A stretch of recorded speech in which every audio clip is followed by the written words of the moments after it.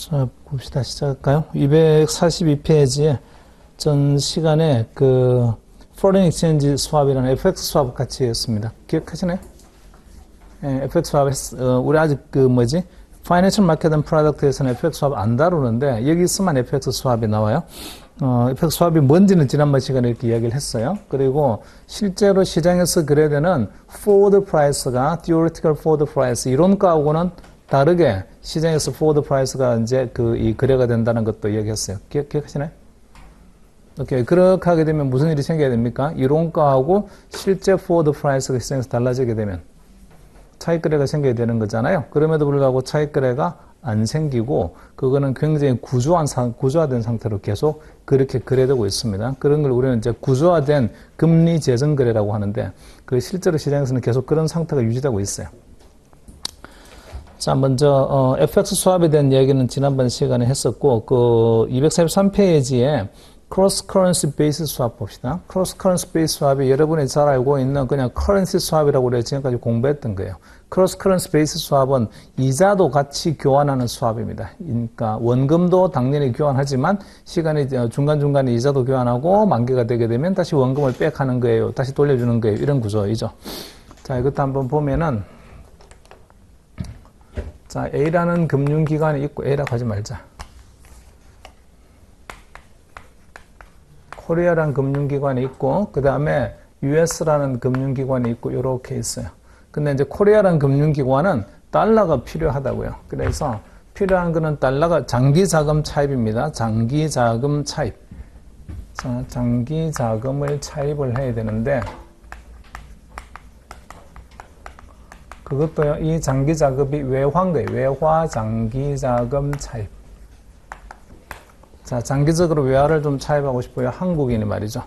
자, 그러면 여기다가 이게 크로스 커런시 스왑은 여기다가 코리아 원화를 줘야죠. 예를 들어서 환율이 있잖아요. 이게 이제 이거 시작하는 시점이 현재라고 하면 현재 시점에서 환율이 1대 1000원, 1달러가 1000원이라고 합시다. 그러면 이제는 이때 1000원 제가 줄게요. 이렇게 얘한테 1000원을 주고 그리고 1달러를 이렇게 받아오는 거죠. 여기에 이제 지금 현물 환율입니다. S0라는 현물 환율. 자, 현물 환율의 가격 표시 어떻게 표시했겠어요? 제가 한국인에 얘가 도메스틱입니다. 그리고 얘가 이제 foreign이죠. 외국 회사예요.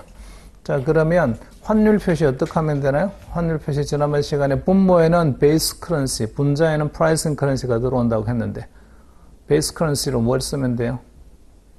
나중에 여러분이 환과 관련된 이 시험을 치시게 되면 항상 환율 표시를 갖다가 있잖아요. 어떤 식으로 표시해야 되는 게 가장 편리한가 그거 좀 잘 기억을 하셔야 되는데 항상 있잖아요. 그죠? 원칙은 뭘 하는 거냐면 도메스틱 커런시를 분자에 foreign currency를 분모에 둡니다. 그래서 foreign currency가 외화고 그 외화가 마치 상품처럼 생각을 하고 그 상품이 우리나라 돈으로 얼마입니까? 이렇게 표시하는 게 있잖아요. 일반적으로 주가가 우리나라 돈으로 얼마입니까? 표시하는 방식하고 똑같습니다. 그래서 자, 이것도 보면은 이러면 제가 이제 이게 도메스틱이니까 $1 환율이 어떻게 되는 겁니까? 이렇게 표시하는 게 좋겠죠. 분모에는 달러가 들어오고 분자에는 원화입니다. 이렇게요. 자, 그래서 여기 나오는 원화가 도메스틱이고 도메스틱 커런시고 그 다음에 밑에 나오는 요거 달러가 foreign currency입니다. 항상 foreign currency를 이렇게 분모에 두는 걸 갖다가 습관을 들이세요. 환율은 얼마든지 뒤집어서 표현할 수도 있는데 어떻게 표현에 따라 가지고 되게 많이 있잖아요. 느낌이 엄청 다릅니다. 계산할 때도 되게 복잡성도 많이 달라지고요.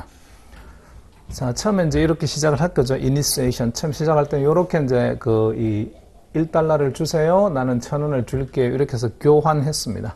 그리고 나서 시간이 점점 지나면서 이제 이자를 또 주고받아야 되는데 코리아 하고요. 그 다음에 여기 US firm, US 뱅크는 둘이 이자 주고받아야죠. 여기는 이자 뭐 줘야 됩니까? 여기는 여기 US firm은요. 한국 기업에다 줘야 될 이자가 어떤 통화 이자 줘야 돼요? 원화 이자 줘야죠. 원화 쿠폰을 줘야 되고 왜냐면 쓰고 있는 돈이 원화를 쓰고 있으니까 원화를 쓰고 있으니까 원화에 대한 이자를 줘야 되고 그 다음에 한국 기업은 여기다가 US 뱅크에다가 줘야 되는 게 달러에 대한 이자 주면 됩니다. 그죠? 달러 쿠폰. 이렇게. 자, 그리고 만기가 되면 다시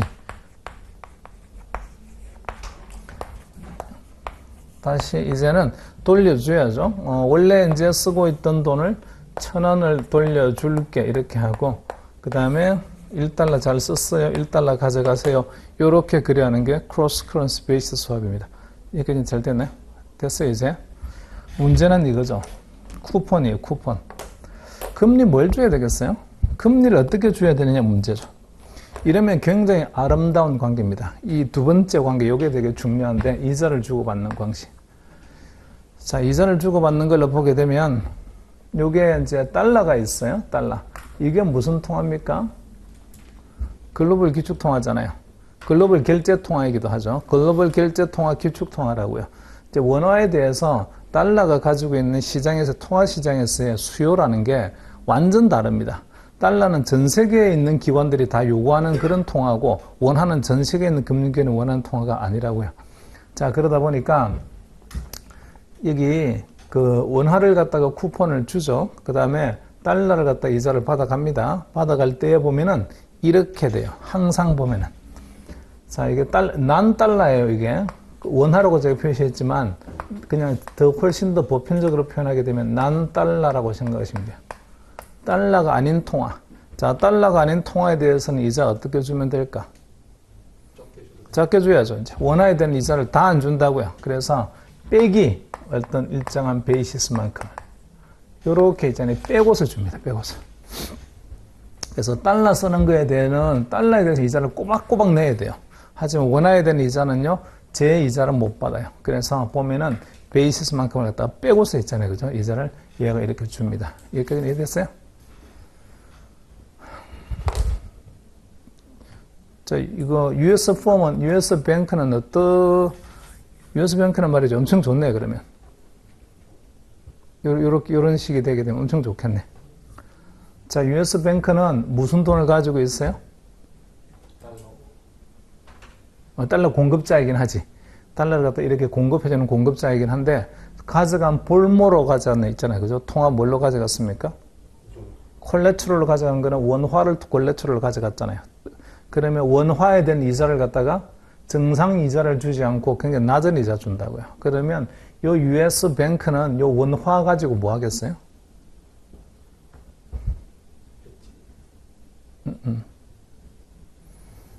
이 원화 썩을까봐 냉동실에 잘 보관시켜 놓겠습니까?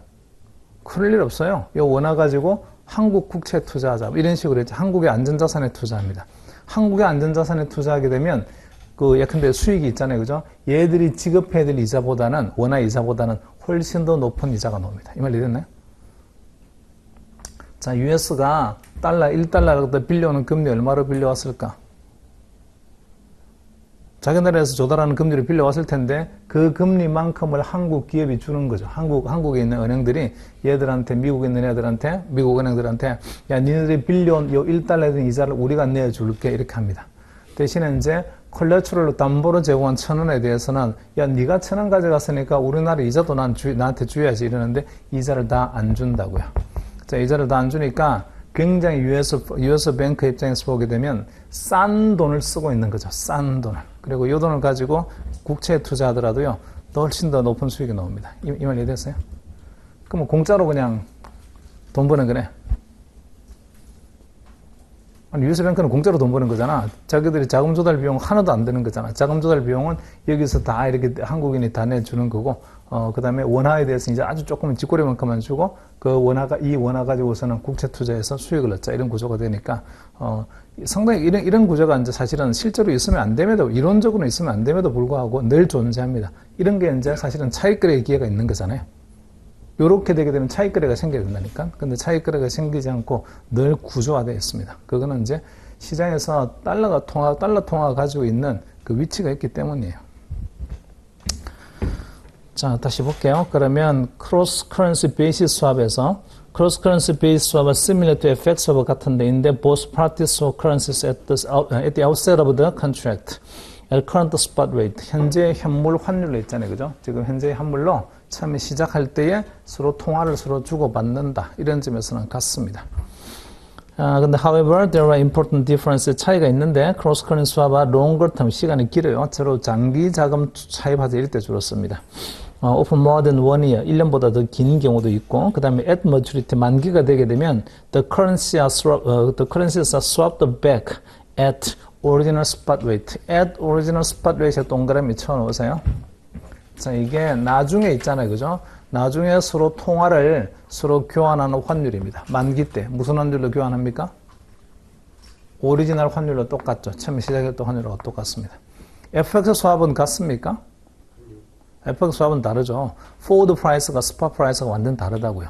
근데 이거는 이제 똑같은 환율로, 최초의 환율로 다시 통화를 교환하지 이렇게 합니다.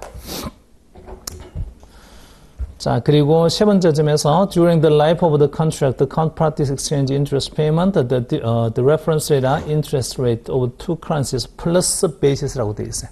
자, 플러스 베이시스라고 한 거는 미국인의 입장에서 이야기한 거예요. 미국인의 입장에서.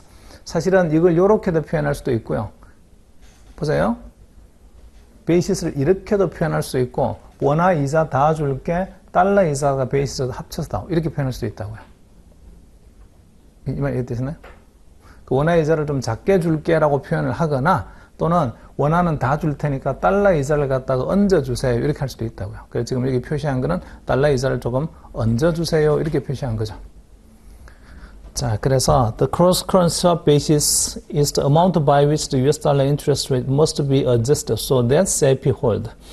자, 그리고 assuming F-S is too wide as previously discussed. 자, 이거는 이런 이야기죠. 앞 시간에 우리 그런 이야기 한번 했었는데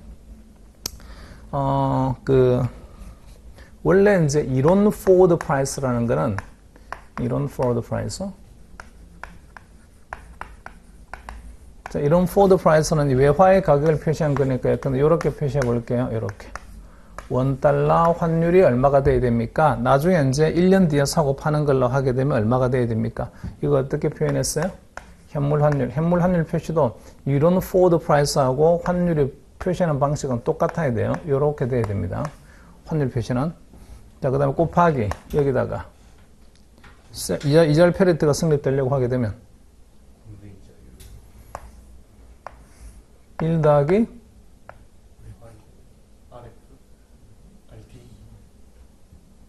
헷갈리고 있어요. 지금 이것도 S제로가 아니지 참 달러라고 표시해야지. 요거 외우는 거 제가 말씀을 드렸는데 환율 표시된 거 그대로 따라가요. 여기 이제 달러 금리고 그 다음에 위에 있는 거는 1 더하기 R 원화 금리입니다. 환율 표시 방식 그대로. 자, 요렇게 되는 게 있잖아요. 그죠? 이론 forward price입니다. 근데 실제로 시장에서 거래되는 건 이렇게 거래되고 있다고? 이렇게 거래되고 있지 않다니까. 그래서 이거 이론 forward price 말고요. 시장의 forward price가 있는데 시장 forward price가 시장에서 거래되는 forward price는 이론 forward price보다 높다 낮다? 높아요. 이런 forward price가 이런 forward price가 높으니까 그러니까 표시가 되기는 이렇게 표시하면 안 되죠. 정확히 표현하게 되면 이거 두 개를 일치시켜 줘야 되는데 일치시켜 주려고 하니까 사실은 요게 요렇게 같지가 않다고요. 두 개. 요게 같지가 않은 거예요. 그럼에도 불구하고 일치시켜 주려고 했더니 자, 이걸 두 개를 이제 같이 만들려고 했더니 뭐 어떤 모양이 된다고요? 요렇게 되기 위한 조건이 이제 뭔가 좀 다른 거죠. S0에다가 원화에다가 그 다음에 달러 이런 식으로 돼야 되고 그 다음에 곱하기 자 이거는 우리나라 제가 표현했으니까 그렇고요. 미국인 입장에서 보게 되면 좀 다릅니다. 표시가 요거 어떻게 돼야 돼요? 금리가 1 더하기 R 달러는 그대로 해야 되고 1 더하기 R 원화는요 뭔가 좀 빠지는 거예요. 베이시스가 빠지는 거예요. 이런 식으로 돼야 된다고. 이런 식으로. 자, 그런데 지금 이거는 얘를 갖다가 뭐라고 들어놓은 거냐면 이 사람이 한국인이 아니고 US 미국인입니다. 미국인. 그래서 미국인의 입장에서 한번 다시 표시해 볼게요. 이제 이거는 한국인의 입장이고 한국인이 이제 도메스틱인 경우예요. 그럼 미국인이 만약에 도메스틱이다 이렇게 하게 되면 요거는 얘가 이제 전부 다 미국인으로 되어 있습니다. 미국인이 도메스틱이에요. 이러면 자, 그러면 환율의 표시 어떻게 돼야 될까요? 얘는 환율의 표시 현물 환율의 표시는 뭔지 모르겠지만 foreign currency가 있고 그 다음에 위에 달러가 있어요. 이렇게 표시가 되어 있겠죠. 이게 이제 외화고 이게 자기 나라 domestic currency예요. 마찬가지로 그러면 forward price도 표시가 되기로는 자, F0T라고 forward price 표시되기도 이거는 환율의 표시가 분자에는 domestic 달러예요. 분모에는요 foreign currency에 이렇게 표현이 되어야 될 거 아니에요. 오케이. 자, 그러면 여기 볼게요. 시장에서 나와 있는 forward price가 전 시간에 했던 거 기억해 보세요. 시장에서 forward price가 이론 forward price하고 비교해 보게 되면 어떻게 돼 있다고? 복습 안 했으니까 까먹었을 거야. 두 개 비교하면 시장이 높습니다. 시장이. 자, 그래서 이론적으로 보게 되면 말이지, 야, 이거 외화 한 개를 1년 후에 팔게 되면, 예컨대 외화 한 개를 1년 뒤에 팔기를 약속하게 되면 10달러 받아야 돼. 이론적으로는. 근데 시장에서는 야, 외화 하나를 갖다 1년 뒤에 판다고 12달러 받을 거야. 이런 식으로 있잖아요. 그죠? 높게 그래 되고 있습니다. 이 말 이해되나? 다시 앞으로. 페이지 앞에. 242페이지 보세요. 242페이지에 그 중간 저기 밑으로 내려오셔가지고 밑에서 둘, 넷, 다섯 번째로 볼게요. Since 2008이라고 되어 있는 거. Since 2008, the US dollar has tended to command the premium relative to FC in FX swaps. The party lending US dollar can sell the foreign currency forward at price F that is higher than indicated by interest rate differential. 자, 이거 실제로 CIP가 되기 위한 forward price보다는 외화를 갖다가 비싸게 팔 수 있게끔 이렇게 그려되고 있다고요. 이거 이해되시나? 누가? 이 사람 누구지? 어느 나라 사람이야? 미국인이라니까, 미국인이. 그래서 미국인은 외화를 자기가 들고 있는데 이거를 한국인이 예컨대 이 외화가 뭐 엔화라고 치자고요. 이 엔화. 한국인이 엔화 들고 있다가 나중에 1년 뒤에 팔게요 하는 것보다는요, 미국인이 엔화 들고 있다가 1년 뒤에 팔고 달러 받을 거야 이렇게 하게 되면 훨씬 더 비싸게 팔 수 있다고요. 달러를 많이 받습니다. 이 말 이해되신 거지? 자, 이렇게 됐으니까 우리는 뭘 할 거냐면 요렇게 해야 될 거라니까요. 요렇게 해보자고요. 요렇게. 두 개가 같아요 이렇게 하려고 하게 되면 그러면 어떤 식으로 해야 된다고?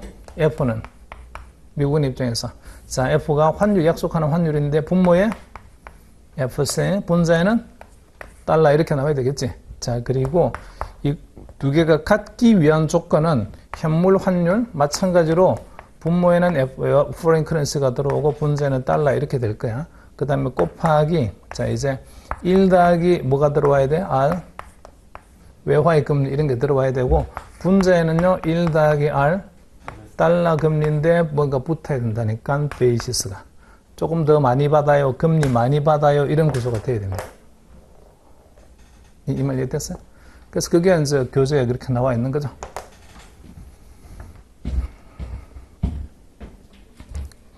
F-S는 이렇게 돼 있는데 F-S는 이것도 전 시간 한번 이야기했어요. F-S 이게 이제 프리미엄이잖아. forward 프리미엄 같은 건데 얘는 S0 곱하기 1 더하기 R스타라고 돼 있는 게 미국인의 입장에서 R스타라는 게 foreign currency에 대한 이자고 그 다음에 분자에 나와 있는 1 더하기 R이라는 게 미국 금리입니다. 거기다가 베이시스를 좀 더 받는 구조인 거죠. 이거 얘기했어요? 앞 시간 했잖아 우리 이거. 자, 그리고 넘어가서 이 식이 좀 이상하게 돼 있네. 이 식이.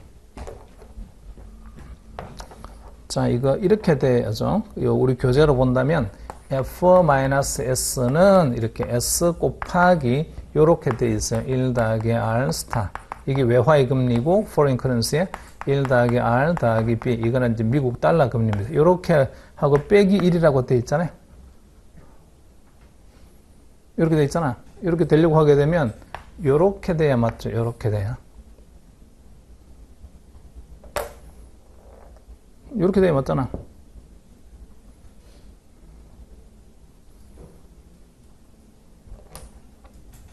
아니 이거에다가 이거 곱하면 어떻게 되는 거야? 요렇게만 곱하면 뭐가 되는 거야?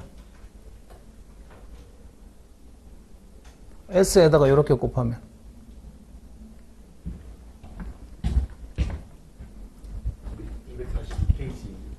아니, 242페이지 말고 243페이지에.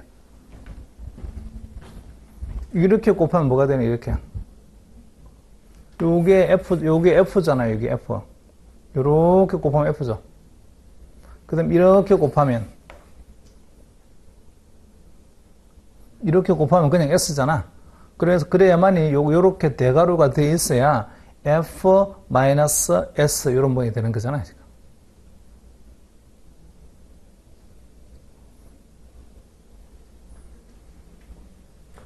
뭐 식이 이상해?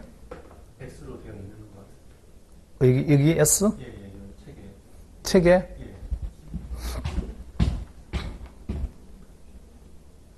예. 맞네. S로 돼 있네. 그러네. 맞았어. 240페이지야. 그거 보면서 막 헷갈렸네. 지금 보는 거 보니까. 오케이. 242페이지 맞았어요. 자, 됐고. 그리고 그 밑으로 좀 내려오셔가지고. 요거 이해되셨어요?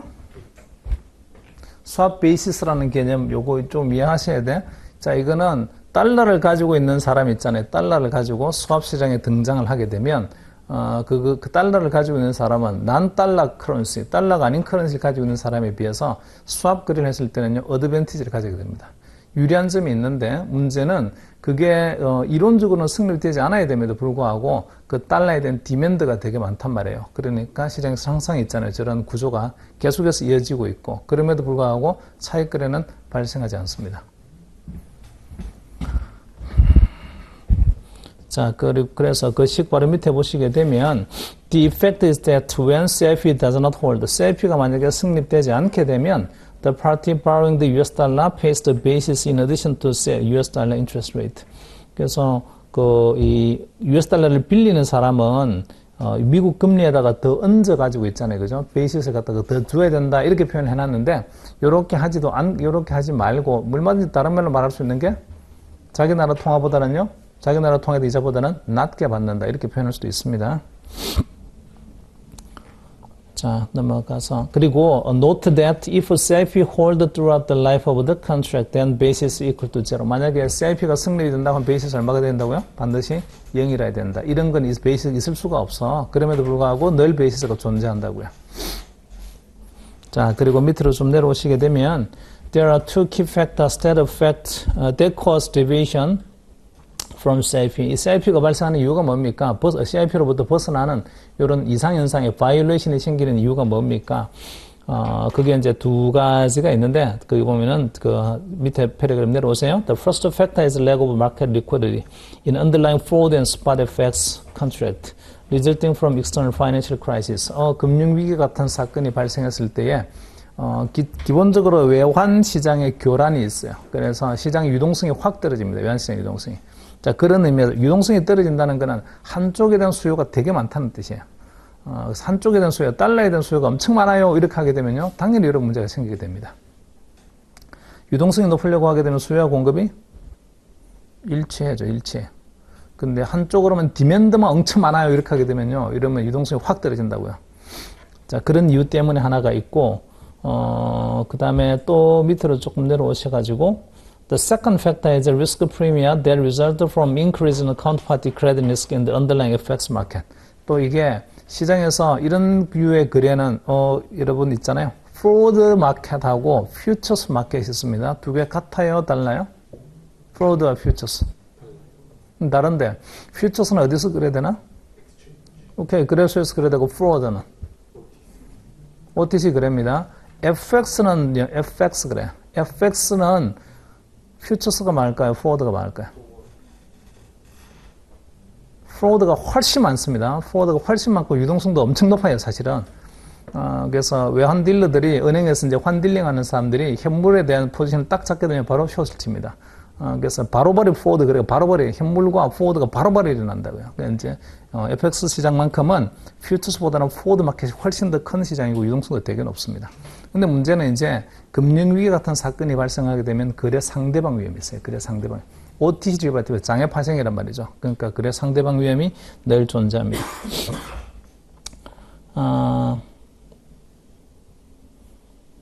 그래서 두 가지 이유에 이유. 한쪽에서 달러 외화에 대한 수요가, 특히나 이제 달러에 대한 수요가 엄청 많아져요. 파이낸셜 크라이시스가 되게 되면. 그러면 시장 유동성이 급격히 사라져요라는 게 있고, 두 번째는 그래 상대방 위험이 있어요. 이런 게 있고. 그래서 이게 이론가만큼 정확히 일치되게끔 이렇게 되지 않는다고요. 두 번째 요거는 그 미국 외 국가들이 위험하다고 보는 거네요.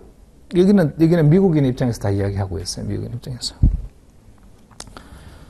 자, 그리고 그 밑으로 좀 내려오셔가지고 The financial crisis of 2007 through 2009 and the subsequent continued violation of CIP even after the crisis subsided. 이게 실제로 이 위기가 끝나고, 금융위기가 끝나고 난 다음에도요, CIP가 계속 깨지고 있는 상황 계속해서 유지되고 있습니다. 이게 이제 구조화되어 있어서 이게 벗어나질 않는다고요. 여기 계속 규모의 크기가, 요 베이시스라는 게 규모의 크기가 작고 뭐 크고의 차이가 있을 뿐이지 그게 있잖아요. 그죠? 항상 제로입니다. 이렇게 되어 있지는 않고 계속해서 베이시스는 존재합니다.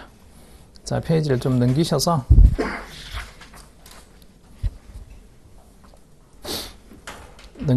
거기 보면은 why the basis of now 그거 봅시다. 베이시스가 왜 계속해서 이런 일이 있나요? demand for currency hedge. 이 해지를 하고자 하는 수요가 있잖아요. 그죠? 항상 존재하는데 그 수요와 공급이 늘 일치하지 않습니다. 보면은 외화를 만약에 여러분이 필요로 한다면 뭘 하시겠어요? 어떤 외화를 선택을 하시겠어요? 아니, 환거래에서 뭔가 내가 위험하다. 그래서 뭔가 통화를 내가 가지고 있겠다는 어떤 통화 가지고 있고 싶어요? 뭐 신사임당 가지고 있으면 좋겠지. 나는 신사임당 많이 주면 좋겠어. 그냥 뭐 굳이 달러 아니라도 상관없어. 자, 이 기본적으로 달러 시장에 대한 있잖아요. 그죠? 편중된 그런 디맨드 수요가 있습니다. 그래서 달러를 갖다 내가 살 거예요. 그리고 short foreign currency, 외화를 갖다 팔 거예요라는 게 있잖아요. 그죠? 그런 수요가 늘 있다고요. short FC 하고자 하는 거래가. 자, 봅시다. As mentioned previously, even small risk premia that are present during non-crisis times can make it difficult to arbitrage violation of CIP if the hedging demand for the currency is large enough. 자, 그러니까 even small risk premium. 이 small risk premium은 거래 상대방의 위험인데 거래와 관련해서 수반되는 거래 상대방이 굉장히 작다라고 치더라도요. 그럼에도 불구하고 계속해서 이 CIP가 이렇게 벗어나 있는 거는 계속 일어나는데 그 이유가 해지 디맨드가 되게 많기 때문입니다. 해지 디맨드가. 자, 생각해 볼게요. 또다시. 이거 어느 나라 사람을 가지고 예를 들고 있다고요? 미국인 가지고 예를 들고 있는 거예요. 미국인. 자, 전 시간에 FX 스왑 우리가 했었는데 FX 스왑. FX 스왑에는 만약에 달러를 FX 스왑에서 나중에 이 FX 스왑이 만기가 되게 되면 달러를 갖다가 팔고요. 어쨌든 외화를 팔고요. 달러를 살게요. 이런 구조가 돼야 되잖아요.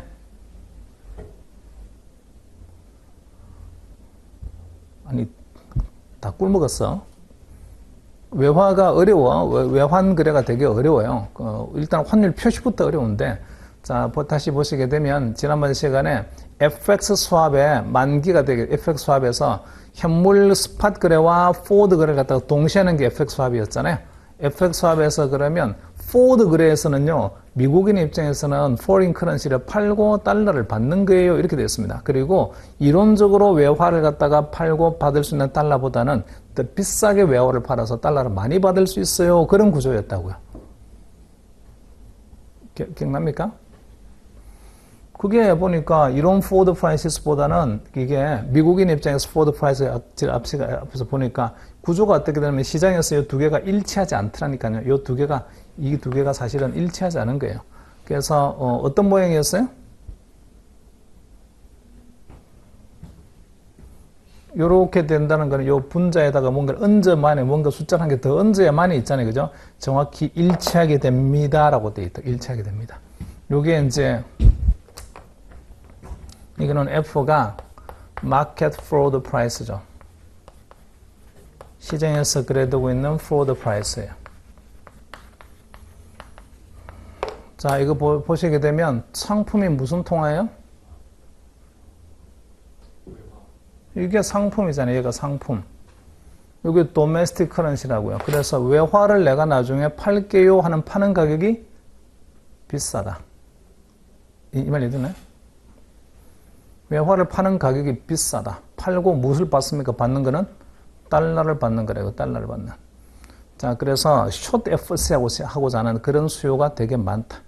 미국인 입장에서는 외화를 갖다 팔고요. 그걸 갖다가 달러로 바꾸고자 하는 수요가 되게 많다. 이거 이해됐나요? 다시 해볼게요. 한국인 수출했어요. 한국인 수출했다고. 나중에 뭐 받아? 돈 무슨 통화 받아? 미국인 입장이면 한국인이 수출을 했다고. 나중에 통화 무슨 통화 받겠어요? 원화 받겠습니까? 외화 받겠습니까? 외화 받겠죠. 외화를 갖다가 나중에 팔고 도메스틱 커런시로 바꾸고 싶어요. 그런 거잖아요. 그럼 미국인의 입장에서는 외화를 팔고 달러를 바꾸고 싶어요. 이런 거라고요. 제가 했네. 그 수요가 되게 많다고, 수요가. 자, 그러다 보니, 숏 FC 하고자 하는 그런 수요가 되게 많고, 숏 포린 커런시 하고자 하는 게 되게 많고, 그때 포린 커런시 하고자 하는 가격이 비싸게 됩니다. 제가 숏 한다는 거는 상대방 입장에서 뭐 한다는 이야기예요? 롱 한다, 이런 이야기 있잖아요. 롱 하고, 대신에 달러를 갖다가 지불할게요, 이런 건데요. 지불할게요. 그때는 달러를 갖다가 비싸게 지불해야 되는 거죠. 이것도 됐네? 자, 그래서 일단은 여러 가지 경우의 수가 있습니다. 전 3개째가 있는 게 있는데 the first source of currency hedging demand is from bank. 은행으로부터 있잖아요. 그죠? currency hedge 하고 싶어요. 이런 것도 있습니다. 이건 앞에서 FX 수합하면서 한번 이야기했었어요. 그리고 그 다음에 또 second source of currency hedging demand is from institution. 기관 투자자 있습니다. 반드시 은행이 아니고 다른 금융기관도 있을 거고 해지하고자 하는 데가. 그거 말고도 또 the third source of currency hedging demand is from US non-financial firm. non-financial firm이니까 이거는 제조업 같은 데입니다. 제조업 같은. issuing foreign currency denominated debt. 자, issu했어요. issue foreign currency denominated debt. 외화로 있잖아요. 그죠? 채권을 발행했다. 외화 채권을 발행했다. 자, 이런 데는, 그리고 when credit spread narrow in foreign debt market. 그리고 외화 시장에서, 외국에서 우리가 채권 발행할 때 보니까 스프레드가 되게 작았어. 그러니까 그때 발행하는 게 유리했어. 이런 데는 보게 되면, 그걸 갖다가 숏 FC 하고자 하는, foreign currency를 갖다가 숏 포지션, 그리고 달러를 갖다가 내가 사고자 하는, 달러로 바꾸고자 하는 있잖아요. 그죠? 그런 니즈가 많습니다. 이 말 이해됐나요? 자, 그 다음에 그 밑으로 내려오셔서 why the basis does not close. 이게 왜 안 끝나는 겁니까? 자, 차익거래가 발생함에도 불구하고 차익거래가요. 기여가 있음에도 불구하고 차익거래가 실행 안 되는 아주 크리티컬한 이유는요. 트랜잭션 코스트 거래 비용 때문이에요. 거래 비용이 많이 발생하게 되면 굳이 차익거래에서 내가 얻을 수 있는 이익이 크지 않다. 이럴 때는요. 그럼 차익거래 할 수가 없습니다. 그래서 자, 거기 보시면 거기 두 번째 문장 보세요.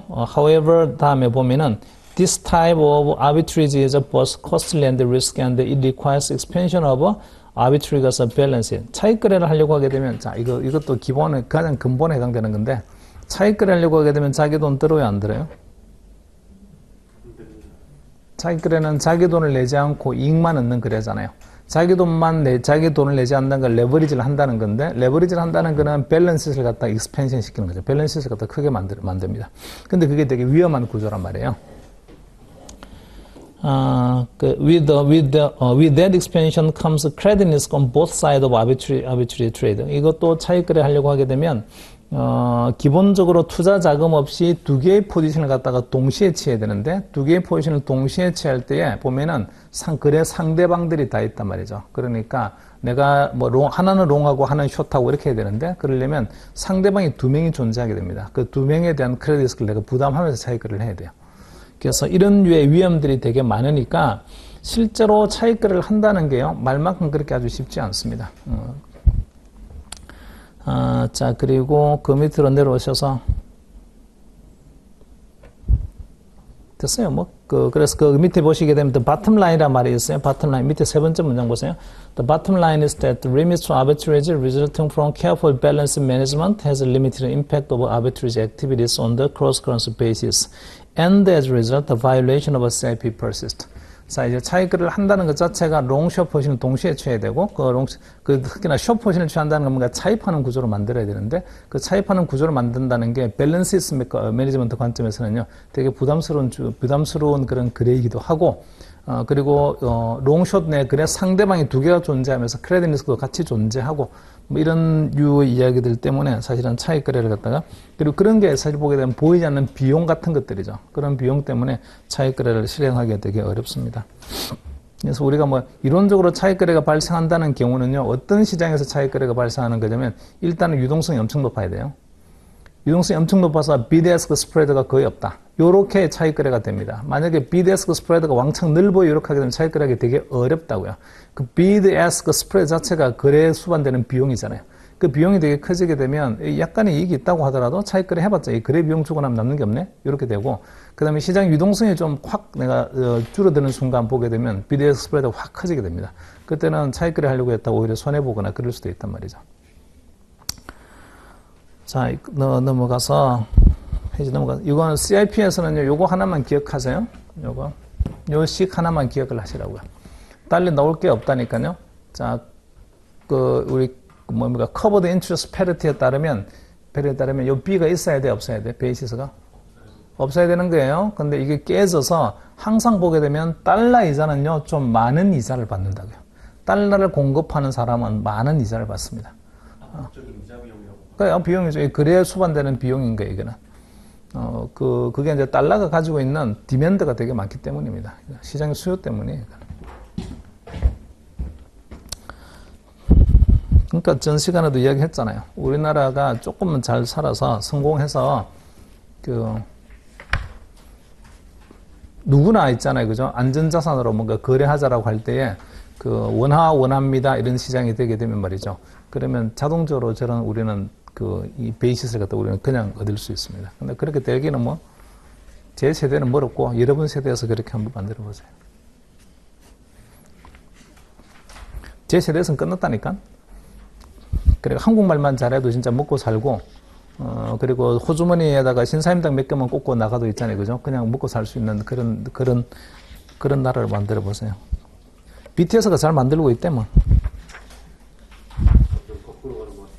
점점 거꾸로 간다고? 점점 거꾸로 가면 안 되지. 점점 잘 가야지. 요즘 여러분 AI 하시나요? AI. 인공지능. 챗 GPT는 하시나요? 뭔지는 알고 해보진 않았어요? 전 자주 합니다. 챗 GPT. 자주 물어봅니다. 거기다가. 제가 살았던 세대가 저는 3차 산업 끝나고 4차 산업 중간 했던 이런 걸쳐서 제가 지금 살고 있는데, 사실은 3차 산업은 서비스 산업 시대에 제가 교육을 받았던 사람이죠. 그래서 그때의 성공했던 방정식은 고객이 왕이다. 그래서 이제 고객 중심의 마인드 이렇게 해서 서비스 산업에 대한 것들이 엄청나게 많이 강조하는 그런 세대를 살았다고요. 근데 지금은 4차 산업이잖아요.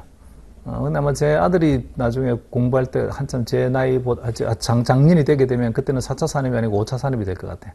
그래서 3차 산업의 성공 방정식을 5차 산업을 살 애한테 어떻게 가르치나, 그거를. 그래서 가르치기가 되게 어려워요, 지금. 뭐를 공부를 시켜야 되나, 이런 게요. 그리고 나중에 AI가 성공을 하게 되면, 챗 GPT 같은 게 있잖아요. 성공하게 되면, 가장 먼저 사라질 직업 중 하나가 일타 강사입니다.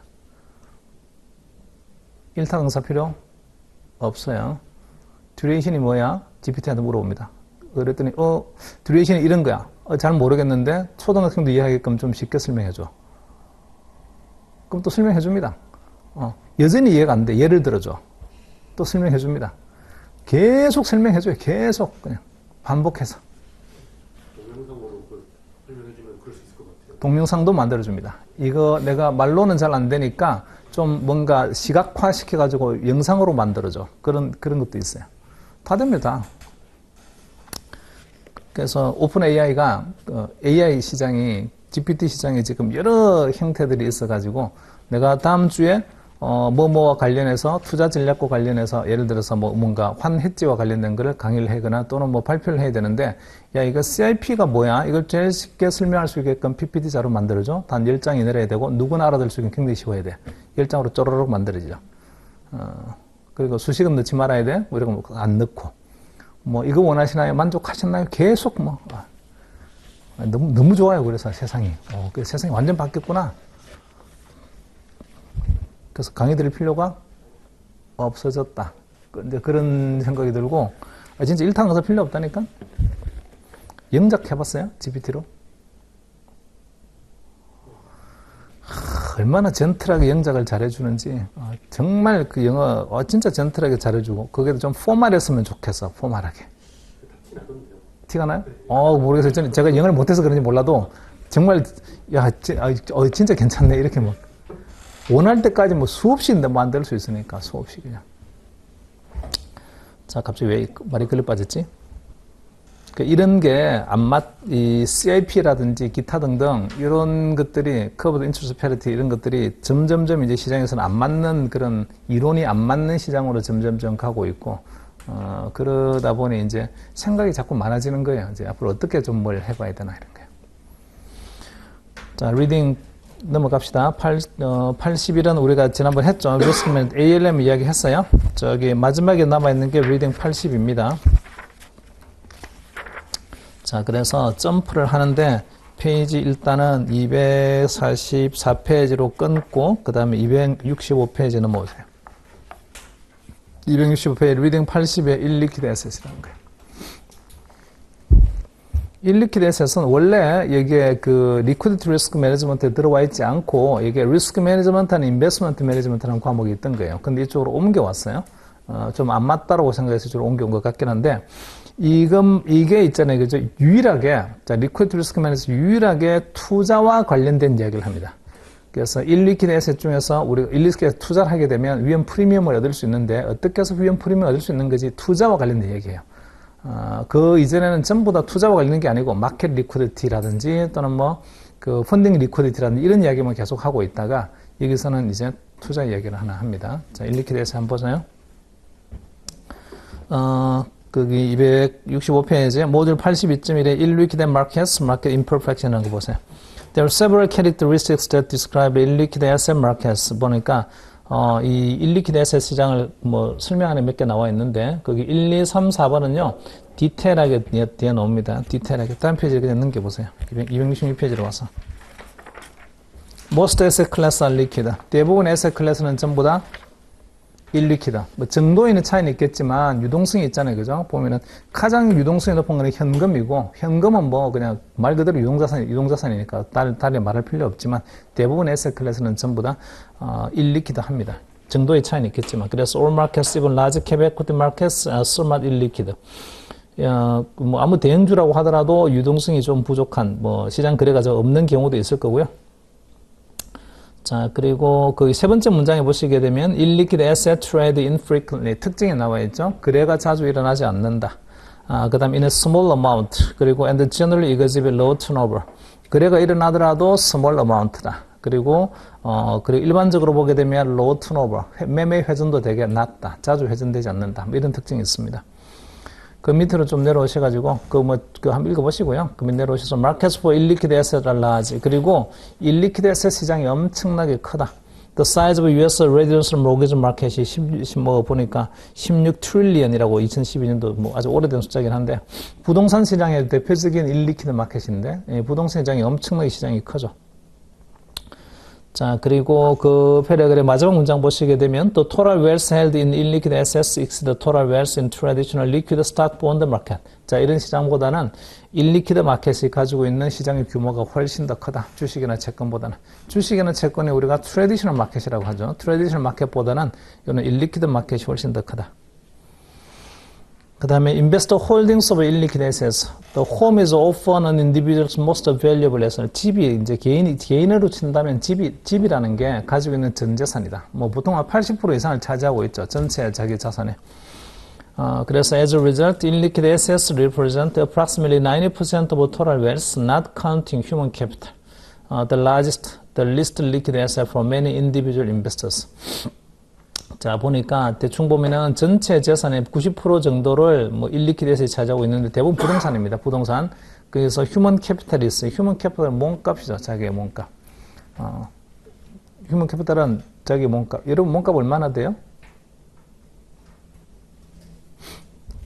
아니 직장 다니시는 분들은 원래 그런 것 그렇잖아. 직장 다니다가 회사가 마음에 안 들면 때려치고 내가 나가야지 뭐 이렇게 생각하고 내가 이 몸값 받고 이 회사 다니겠나 이런 생각을 하는데 사실은 본인의 몸값은 회사에서 받는 게 몸값이 아니고 때려치고 나갔을 때 밖에서 받을 수 있는 게 몸값입니다. 그래서 때려치고 나갔을 때 더 많은 받을 수 있다면요. 왜 다녀요? 그냥 딴 데 가지.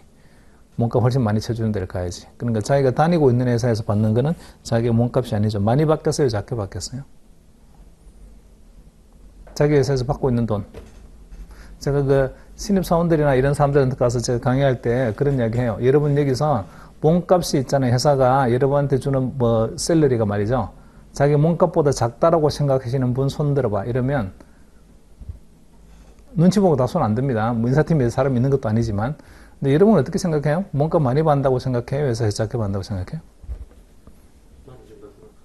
굿포인트. 좋은 생각이에요. 그런 생각을 가지고 있어야 돼. 많이 줍니다. 진짜. 여러분이 가지고 있는 실제로 회사에 기여하는 것보다 돈을 훨씬 더 많이 준다고요. 자, 기여하는 것보다 돈을 많이 주는 이유는 여러분이 미래를 바꿀 수 있는 능력이 있기 때문이에요. 그 능력만큼 얹어서 더 준다고요. 그래서 제가 이제 인생은 아메리칸 옵션이라고 이야기를 하는데 옵션의 가치는 내재 가치와 타임 밸류 두 가지로 이렇게 있잖아요. 그래서 그 내재 가치가 많은 사람은 은퇴를 얼마 안 나는 사람들이에요. 이런 사람들은 지금까지 걸어온 발 자체에 당신이 기여한 게 있잖아. 그것 때문에 내재 가치를 줄게. 하지만 시간 프리미엄은 얼마 없어. 그런 거고요. 젊은 애들은요. 완전히 시간 가치만 줍니다. 시간 가치. 너희네들이 한 일이 뭐가 있니? 아무것도 한 것도 없는데 근데 시간 가치 미래를 바꿀 수가 있잖아. 그걸 인정해 준다고요. 그래서 시간 가치는 시간이 지나면서 점점 사라지죠. 거기다가 만기에 다가가면 굉장히 빠른 속도로 사라집니다. 그러니까 젊었을 때 보내는 1년 하고요. 늙어서 보내는 1년 하고 1년의 가치가 엄청나게 달라요. 젊어서 보내는 1년은 미래를 바꿀 수 있는 가능성이 엄청 크지만 늙어서 보내는 1년은요. 미래를 바꿀 수 있는 가능성이 거의 없어. 그래서 늙어서 보내는 1년은 몰라 살아있는 시간이 중요하니까 그게 가치가 있다고 말하겠지만 미래를 바꿀 수 있는 능력 관점에서 보게 되면요. 나이 들어서 1년은 젊어서 1년하고는 비교가 안 되게끔 가치가 없어요. 그 젊어서 1년이 그만큼 중요하다고요. 여러분이 그 시간을 좀 잘 쓰시기 바랍니다. 자, 넘어가서 부동산 있어요? 궁금하네요. 집 한 채 물렸습니다. 한 채 물린 사람은 있고 어쨌든 뭐 연거를 해가지고 사긴 샀는데 완전히 뭐 하여튼 좋아요. 뭐 보면 대부분이 그렇다니까요. 대부분 집 하나 있으면 끝이에요. 그냥 평생 일해가지고 집 하나 샀다 이러면 대부분 다 끝이고 요새는 주택연금도 잘 돼 있으니까 뭐 집 사가지고 국민연금 받고 그다음에 뭐 퇴직연금 받고 개인연금 받고 주택연금 받고 이렇게 해가지고 이제 사중연금 받아서 나중에 그냥 애도 안 낳잖아요 보면은. 그러니까 그냥 그렇게 살면 되죠. 집이 점점점 보니까 그럴 것 같더라고요. 그 애들을 안 놓잖아요 지금은. 대부분 결혼하면 애를 저희 주위에도 보면 애 안 놓는 사람들이 엄청 많아요. 결혼하는 직원들 가보게 되면. 그래서 근데 이제 또 부모님들한테 집은 또 하나씩 물려받을 거란 말이지.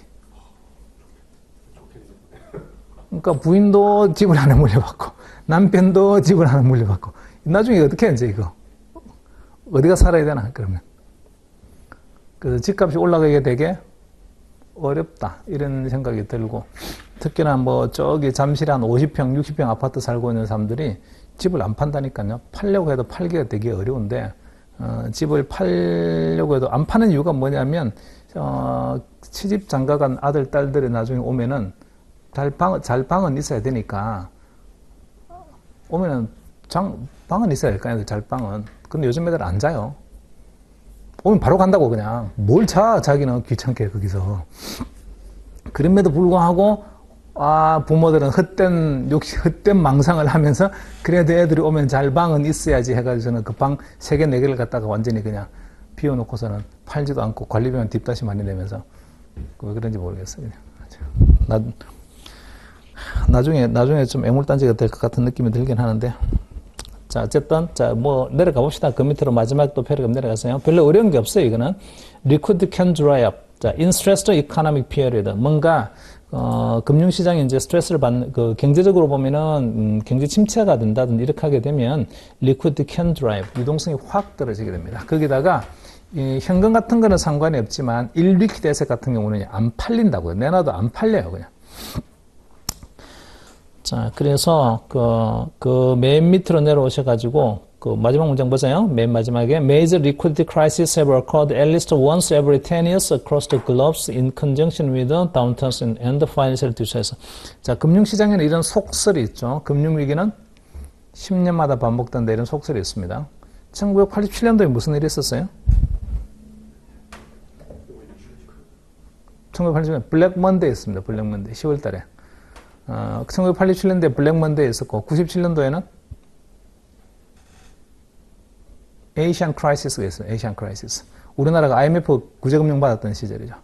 2007년도에는 서프라임 위기가 있었어요. 자, 그래서 1987년도에 완전히 그 블랙 먼데이 하루에 22%인가 주식시장이 폭락한 지 한 번 있었다고요. 뉴욕 스탁 익스체인지에서.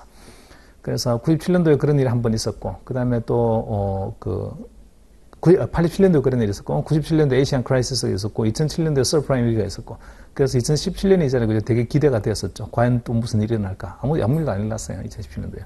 어쨌든 금융시장에는 10년 주기설이 있어요. 10년쯤 되게 되면 아주 크리티컬한 사건이 발생한다. 안 맞았지만, 그게 87년도 일이에요. 1987년도. 자, 266페이지까지 봤고요. 잠깐 쉬었다가 267페이지로 넘어갑시다.